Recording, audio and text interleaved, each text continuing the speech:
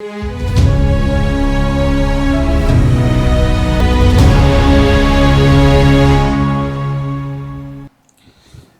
दोस्तों राजनीति की बातों में एक बार फिर से आपका स्वागत करता हूं और मैं हूं आपका दोस्त धर्मेंद्र कुमारी।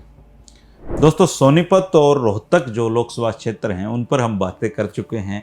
उनके जो अंतर्गत विधानसभा सीटें आती हैं उनकी भी बारी आ चुकी है, लेकिन आज बारी है जो मेरा संसदीय क्षेत्र यानी कि हमारा प्यारा हिसार है, और उससे मुझे अलग लगाव होना ही निश्चित है।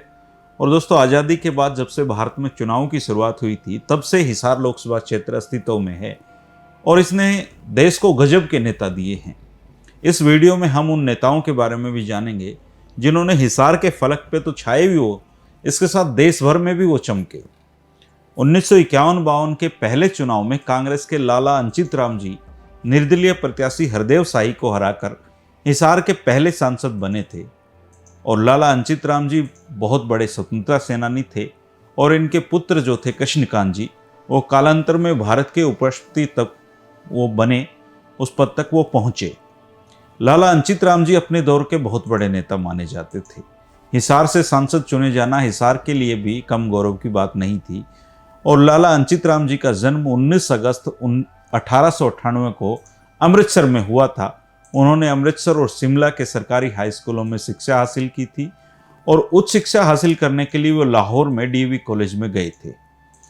1921 में लाला लाजपत राय जी ने एक servants of the people society बनाई थी। उसके जो पहले 3 मेंबर थे उनमें से वो एक थे।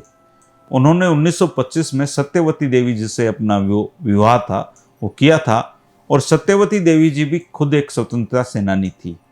26 अगस्त 1942 को अपने 3 छोटे छोटे बच्चों के साथ उन्होंने अपनी गिरफ्तारी दी थी और जेल में अपना प्रदर्शन भी जारी रखा था।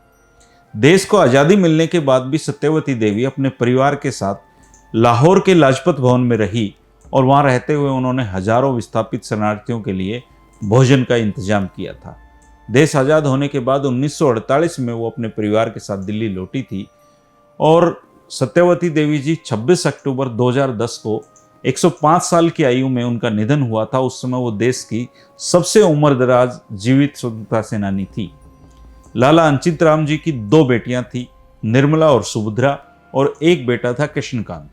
बेटी सुभद्रा खोसला 13 साल की उम्र में आज़ादी के आंदोलन में जेल जाने वाली सबसे कम उम्र की फ्रीडम फाइटर थी। उनके बेटे कृष्णकांत जी स्वतंत्र भारत के 10वें वाइस प्रेसिडेंट वो बने और अपनी मृत्यु तक वो इस पद पर रहे। लाला अंचित राम जी 1952 में हिसार से और दूसरी बार 1957 में पटियाला से सांसद चुने गए थे। उन्होंने जो भूदान आंदोलन था उसमें भी उनका बड़ा काम था और उन्होंने हिसार से लेकर सिरसा तक की एक पदयात्रा भी निकाली थी ताकि भूमिहीनों को, जिनके पास सरप्लस जमीनें हैं, वो जमीनें दे सकें। ऐसे थे लाला अंचित राम जी। अब 1957 का चुनाव आता है और 1957 में पंडित ठाकुरदास भार्गव जी निर्दलीय नेतराम जी को पराजित करके लोकसभा में पहुंचे थे। हिसार से सांसद चुने जाने वाले वो दूसरे नंबर पे थे और पंजाब के पहले मुख्यमंत्री गोपीचंद भार्गव जी के वो बड़े भाई थे। ठाकुरदास भार्गव जी का जन्म 1896 में हरियाणा के रेवाड़ी में हुआ था और उन्होंने प्रेसिडेंसी यूनिवर्सिटी जो थी बहुत प्रसिद्ध उस समय की कलकत्ता में, वहाँ से कानून की डिग्री हासिल की थी और उसके बाद वो दिल्ली में और फिर हिसार में उन्होंने वकालत की थी। देश के विभाजन के बाद ठाकुरदास भार्गव जी के छोटे भाई डॉक्टर गोपीचंद भार्गव पंजाब के पहले मुख्यमंत्री बने और जब पंडित मदन मोहन मालवीय और लाला लाजपत राय आदि जी ने एक नेशनलिस्ट पार्टी बनाई थी तो उसकी ओर से ठाकुरदास भार्गव 1926 में केंद्रीय असेंबली जो थी, जिसको भारतीय ब्रिटिश संसद आप कह सकते हैं, उसका सदस्य उनको चुना गया था। 1946 में कांग्रेस सदस्य के रूप में ठाकुरदास भार्गव ने फिर से केंद्रीय असेंबली में प्रवेश किया था। कानून के वो बहुत अच्छे ज्ञाता थे और उनको भारत की संविधान सभा का सदस्य भी चुना गया था। संविधान सभा में ठाकुरदास भार्गव जी ने महिलाओं को समान अधिकार प्रदान किए जाने के पक्ष में अपने विचार व्यक्त किए थे। वे 1957 के संसदीय चुनाव में हिसार संसदीय सीट से लोकसभा के सदस्य चुने गए थे। ठाकुरदास भार्गव जी बड़े ही उदार विचारों के व्यक्ति थे। महिलाओं को समान अधिकार देने की हमेशा वकालत किया करते थे। दलितों के उत्थान के लिए उन्होंने बड़े उत्साह से भाग लिया और 13 दिसंबर 1962 को उन्होंने इस दुनिया को अलविदा कहा था। उनके नाम पर हिसार में एक स्कूल भी है दोस्तों, जिसका नाम है Pandit Thakurdas Bhargava senior secondary school. और सौभाग्य से मुझे भी स्कूल में पढ़ने का मौका मिला है। और सही मायने में बताऊं तो स्कूल का उस समय जो वातावरण था, उसने मेरे जो विचार थे उनको एक नई दृष्टि प्रदान की थी। और मैं आज जो कुछ भी उसमें इस स्कूल का बहुत बड़ा योगदान है। 1962 के तीसरे आम चुनाव में सोशलिस्ट पार्टी के मनीराम बागड़ी जी ने कांग्रेस के घमंडीलाल बंसल को हराया था। बंसल जी इससे पहले 1952 में झज्जर रेवाड़ी लोकसभा क्षेत्र से सांसद चुने गए थे, लेकिन 1957 के चुनाव में झज्जर से उन्हें कम्युनिस्ट पार्टी के चौधरी प्रताप सिंह दौलता ने हरा दिया था। अब मैं मनीराम बागड़ी जी के बारे में भी आपको बता देता हूं, क्योंकि उनके बिना बताए बिना हिसार का ये जो चुनावी इतिहास है ये अधूरा ही एक तरीके से रहेगा। मनीराम बागड़ी जी अपने दौर के क्रांतिकारी समाजवादी नेता थे। उनका भाषण सुनने के लिए पंडित जवाहरलाल नेहरू भी मुरीद रहा करते थे उनके। और जब संसद में मनीराम बागड़ी जी बोला करते थे तो झड़ी सी लगा दिया करते थे। देश में कोका कोला को 1978 में बाहर करने में जो प्रमुख राजनेता थे उनमें से जॉर्ज फर्नांडिस और मनीराम बागड़ी की जोड़ी बहुत फेमस थी। मनीराम बागड़ी जी देश की संसद में कोका कोला की एक बोतल लेकर पहुंच गए थे और दावा किया था कि देखो इसमें मक्खी पड़ी हुई है। और देश के सांसद ही जब सुरक्षित नहीं है तो ये जो कोल्ड ड्रिंक कंपनी है ये आम आदमियों को कैसा कोल्ड ड्रिंक पिलाती होगी। और तब देश से कोका कोला की एक बार विदाई हो गई थी, ये बाद में लौटी है। और मनीराम बागड़ी जी का जो जन्म है वो 1914 में फतेहाबाद के भट्टू के पास ही एक गांव है पीली मंदोरी, वहां पे उनका जन्म हुआ था। पहली बार 1962 में हिसार से वो जीते थे। उसके बाद 1980 में वो मथुरा से सांसद बने थे। और इसके बाद वो हिसार में जनता पार्टी सेकुलर की टिकट पर सांसद बने थे। आज़ादी के बाद प्रदेश में मजदूरों के लिए 1952 में पहला आंदोलन चलाने का श्रेय भी मनीराम बागड़ी जी को जाता है। उनके इस आंदोलन से खेतों में काम करने वाले खेतीहर मजदूरों को उनकी ज़मीन का मालिक बनने का मौका उनको मिला। 5 साल तक उन्होंने ये लड़ाई जारी रखी और हर मजदूर को फ़ायदा हुआ था। 1960 में फिर उन्होंने देश की पहली पुलिस की यूनियन दिल्ली में बनाई थी और 24 घंटे जो पुलिस की ड्यूटी देते हैं उनके लेकर उन्होंने लड़ाई लड़ी थी। 1965 में सोशलिस्ट पार्टी के वो नेता बने और 1972 में जब बिजली कर्मचारियों का प्रदेश में आंदोलन चला तो ये आंदोलन भी उनकी देन है। चौधरी बंसीलाल उनसे काफ़ी खार खाते थे। 1973 में अध्यापक और कर्मचारियों के आंदोलन को भी उन्होंने गति दी। मनीराम बागड़ी जी जीवन में कभी भी रिक्शा में नहीं बैठे और कहते थे कि ये बहुत ही दुखदाई बात है कि एक आदमी दूसरे आदमी को खींचे। वो खुद अपना खाना बनाया करते थे और अपने ड्राइवर और दूसरे व्यक्तियों को साथ बैठाकर खिलाते थे। 1967 में कांग्रेस प्रत्याशी रामकृष्ण गुप्ता जी ने मनीराम बागड़ी जी को हिसार में हराया था। 1971 के आम चुनाव में कांग्रेस के मनीराम गोदारा जी के हाथों मनीराम बागड़ी जी की फिर से हार हुई थी। संगठन कांग्रेस के रामकृष्ण गुप्ता जी इस चुनाव में तीसरे स्थान पर रहे थे। 1977 में कांग्रेस को प्रदेश में एक भी सीट नहीं मिली थी और हिसार से चौधरी इंदर सिंह शौकंद विजयी हुए थे। उन्होंने कांग्रेस के जसवंत सिंह को हराया था। 1980 में जनता पार्टी के मनीराम बागड़ी जी ने कांग्रेस प्रत्याशी इंदर सिंह शौकंद को हरा दिया था। इंदर सिंह शौकंद भी बहुत अच्छे नेता थे। वो जींद के डुमरखा गांव के ही रहने वाले थे। 1923 में उनका जन्म हुआ था और पंजाब के जाने माने राजनेताओं में उनका नाम था। 1957 से 1962 तक वो पंजाब विधानसभा के सदस्य भी रहे। इंदिरा गांधी ने जब आपातकाल लगाया तो इंदर सिंह शौकंद को भी जेल में जाना पड़ा था। इसके बाद 1977 में जब चुनाव हुए तो वो हिसार से सांसद बने। पेशे से इंदर सिंह शौकंद वकील थे और प्रजामंडल आंदोलन में उन्होंने बहुत ही निर्णायक भूमिका निभाई थी। कई बार इस दौरान वो जेलों में भी उनको रहना पड़ा था। हरियाणा प्रजामंडल आंदोलन के फाउंडर प्रेसिडेंट भी वो थे और जो पेप्सू की सरकार थी उसमें वो रेवेन्यू मिनिस्टर भी रहे थे। 1984 के चुनाव में कांग्रेस ने प्रदेश की सभी लोकसभा सीटों पर जीत हासिल की थी और हिसार से चौधरी बीरेंद्र सिंह डुमरखा जीतने में सफल रहे थे। उन्होंने चौधरी ओम प्रकाश चौटाला जी को इस चुनाव में हराया था। जनता पार्टी प्रत्याशी बलवंत राय तायल इस चुनाव में तीसरे नंबर पर रहे थे। लोकसभा में प्रवेश करने का चौटाला साहब का ये पहला और अंतिम प्रयास था। इसके बाद उन्होंने जीवन में कभी लोकसभा का चुनाव ही नहीं लड़ा। 1989 में जनता दल के जयप्रकाश उर्फ जेपी नाम के एक नए नेता का जन्म होता है और उन्होंने चौधरी बीरेंद्र सिंह डुमरखा को ही हरा दिया था। 1991 में 10वीं लोकसभा के लिए जो चुनाव हुए उसमें हिसार से चौधरी नारायण सिंह कटारिया जी विजयी हुए थे।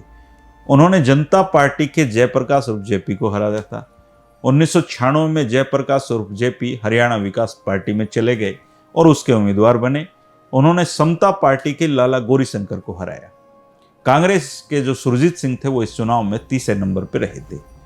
फिर आते हैं 1998 के लोकसभा चुनाव, और 1998 के लोकसभा चुनाव में लोकदल के सुरेंद्र सिंह बरवाड़ा ने हरियाणा विकास पार्टी के प्रत्याशी ओम प्रकाश जिंदल को हराया था।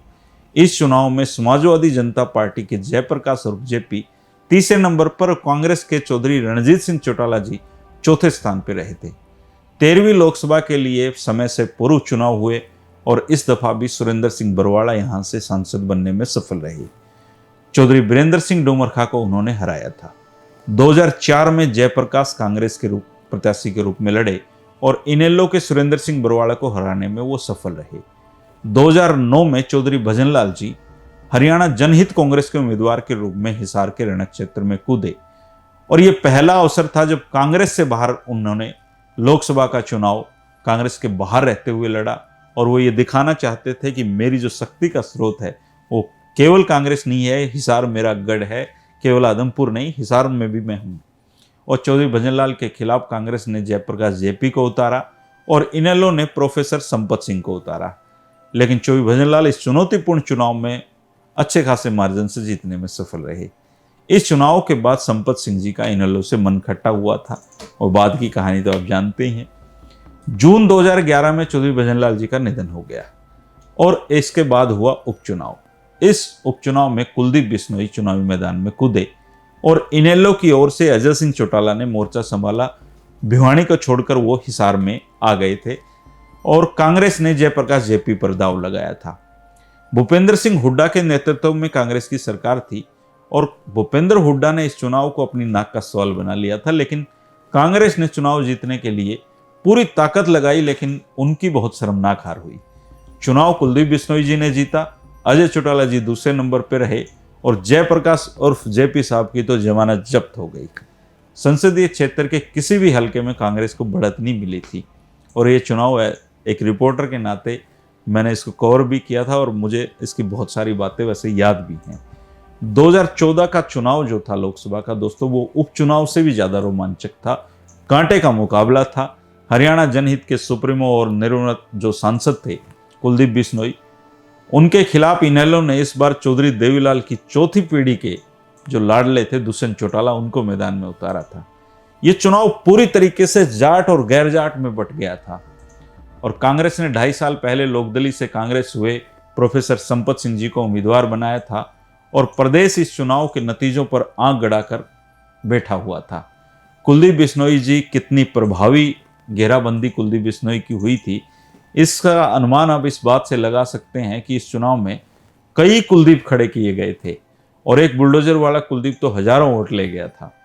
यह चुनाव इनेलो के लिए भी जीवन मरण का सवाल था और दुष्यंत चौटाला ने कुलदीप बिश्नोई को चित कर दिया, लेकिन इस चुनाव में जाटों की बहुत बड़ी भूमिका थी दुष्यंत चौटाला को चुनाव जितवाने में, क्योंकि चुनाव पूरी तरीके से जाट और गैर जाट में था।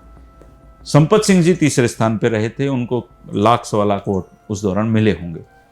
2019 के चुनाव में दुष्यंत चौटाला अपनी नई बनाई पार्टी जननायक जनता पार्टी के चुनावी निशान पर हिसार लोकसभा में मैदान में उतरे और उधर आईएएस की नौकरी छोड़कर जो चौधरी बीरेंद्र सिंह जी के बेटे हैं ब्रिजेंद्र सिंह जी, वो भाजपा के चुनावी निशान पर हिसार में उन्होंने दस्तक दी।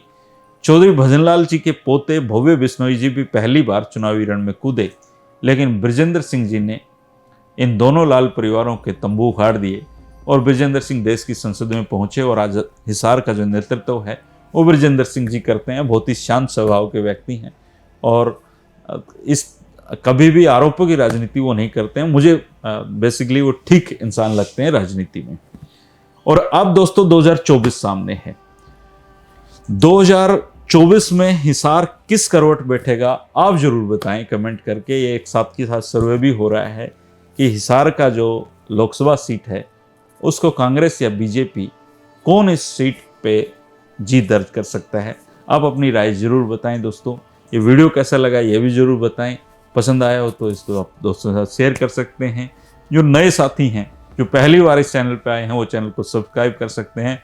बाकी लोग तो पुराने साथी हैं, उनका और हमारा दोस्ती का सिलसिला तो बहुत पुराना है, ये तो चलता ही रहेगा।